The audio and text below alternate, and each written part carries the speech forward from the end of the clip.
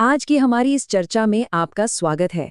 आज हम भक्ति परंपरा की एक बेहद खूबसूरत और रहस्यमयी कथा पर बात करने वाले हैं। एक ऐसी कहानी जो आध्यात्मिकता के एक बहुत ही प्रसिद्ध सिद्धांत को पूरी तरह से एक नया नजरिया देती है।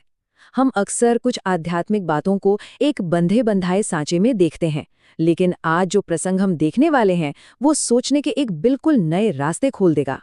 जरा सोचिए, वो परम सत्ता जिसने इस पूरे ब्रह्मांड को रचा हो, जो अपनी भव्यता के लिए जानी जाती हो, वो भला एक मामूली सी काली शॉल ओढ़कर आम भीड़ में छिपना क्यों चाहेगी? थोड़ा अजीब लगता है ना? ये बहुत ही अप्रत्याशित व्यवहार है। और चलिए, इसी रहस्य से हम आज की शुरुआत करते हैं। इस कहानी को गहराई से समझने के लिए हमें इसके पहले भाग की ओर चलना होगा, आधी रात की दिव्य भेंट। तो घटनाक्रम कुछ यूं है। आधी रात का वक्त है, चारों तरफ सन्नाटा है और अचानक नामदेव जी के दरवाजे पर एक दस्तक होती है। उसके बाद देर रात आनन फानन में 56 भोग तैयार होता है और फिर सुबह 4:30 बजे मंदिर की घंटियों के साथ कहानी एक बिल्कुल नया मोड़ ले लेती है। ये समय सारणी ही अपने आप में बहुत ही अनोखी और दिलचस्प है। जब आधी रात को दरवाजा खटखटाया जाता है तो अंदर से नामदेव जी की माँ जोर से चिल्लाती हैं और उनका झल्लाना बिल्कुल स्वाभाविक भी था। वो कहती हैं कि नामा, तू तो पूरा दिन मंदिर में रहता है और अब आधी रात को घर लौट रहा है जब पूरी दुनिया सो रही है।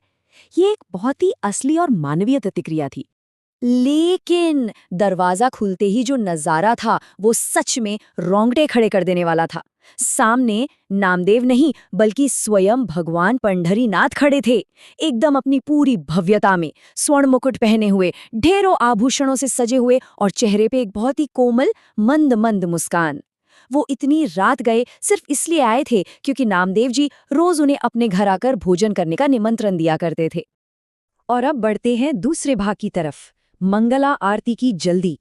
नामदेव जी की माँ तुरंत चूल्हा जलाती हैं और आधी रात को ही बड़े प्रेम से भगवान के लिए शानदार भोजन तैयार करके परोसती हैं।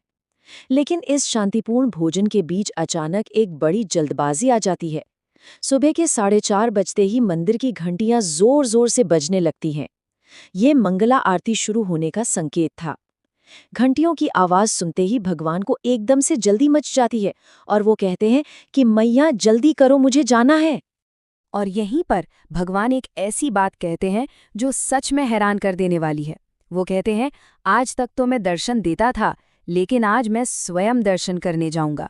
ये पूरी तरह से भूमिकाओं के पलटने का क्षण था।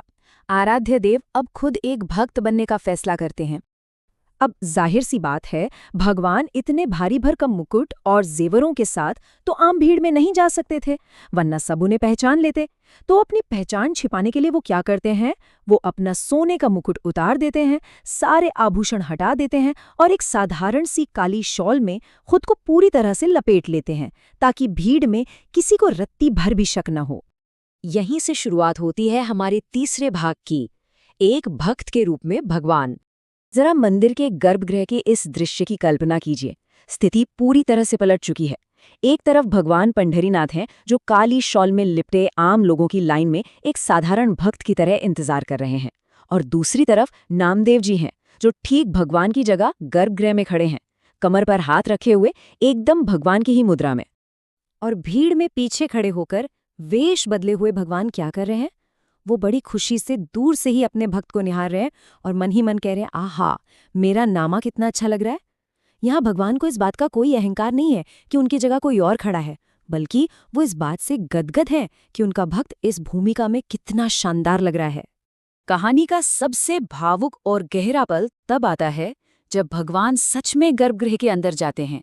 नामदेव जो मन ही मन घबरा रहे थे कि कहीं भगवान उन्हें प्रणाम न कर लें, और ठीक वही होता है। भगवान पास आते हैं और नामदेव जी के आगे अपना सिर झुका लेते हैं। सर्वोच्च सत्ता का ये अतुलनीय समर्पण देखकर नामदेव जी की आंखों से आंसू छलक पड़ते हैं। लेकिन इस गहरे और भावुक माहौल को हल्का करने के लिए भगवान तुरंत एक बहुत ही प्यारा सा मजाक करते हैं। वो नामदेव जी को चिढ़ाते हुए कहते हैं, नामा, क्या हो अगर मैं तुझे यहाँ नोचकर भाग जाऊं? तू जोर से चिल्लाएगा और सारे पंडित पुजारियों को पता चल जाएगा कि यहाँ क्या चल रहा है। ये सुनकर नामदेव जी और भी घबरा जाते हैं। ये वाकया दिखाता है कि ईश्वर और भक्त का रिश्ता कितना अनौपचारिक, दोस्ताना और प्रेम से भरा हो सकता है। और अब हम पहुंचते हैं अपने अंतिम और सबसे महत्वपूर्ण भाग पर, रास का वास्तविक अर्थ। ये पूरी चुलबुली और भावनात्मक कहानी सिर्फ एक दिलचस्प किस्सा भर नहीं है। ये दरअसल रास जैसे गहरे शब्द को पूरी तरह से एक नया अर्थ देती है। आमतौर पर रास का नाम सुनते ही हमारे दिमाग में सिर्फ नाचने गाने की छवि उभरती है, लेकिन रास का असली मतलब है जब ईश्वर बिल्कुल सहज हो जाते हैं, अपना परमात्म वेश त्याग देते हैं और अपनी दिव्यता से कहीं ज्यादा अपने भक्त को अहमियत देते हैं। तो फिर सच्चे रास के मुख्य पहलू क्या हुए? इसका मतलब है अपनी सर्वोच्च सत्ता की पहचान को पूरी तरह से भूल जाना। जैसे भगवान ने गोपियों के लिए अपना सर्वोच्च रूप त्याग दिया था, ठीक वैसे ही उन्होंने नामदेव जी के लिए अपने सोने के आभूषण त्याग दिए और एक साधारण काली शॉल ओढ़ ली। भक्तों के लिए इस हद तक सरल, सुलभ और दीन हो जाना ही दरअसल रास की सच्ची परिभाषा है। ये पूरी कथा अंत में हमें एक बहुत ही गहरे सवाल के साथ छोड़ जाती है। जरा सोचिए, अगर वो परम सत्ता जो पूरे ब्रह्मांड की स्वामी है, सिर्फ एक भक्त के प्रेम को निहारने के लिए अपने सारी भव्यता और महिमा किनारे रखने को तैयार है, तो ये ईश्वरीय प्रेम की असीमित गहराई के बारे में हमें क्या बताता है? ये सोचने पर मजबूर करता है कि आध्यात्मिक यात्रा में असली कीमत किसी सत्ता या शक्ति की नहीं, बल्कि उस निश्चल प्रेम और सादगी की है। और इसी खूबसूरत विचार के साथ हम आज की इस चर्चा को यहीं विराम देते हैं। उम्मीद है ये कहानी आपकी जहन में लंबे समय तक बनी रहेगी।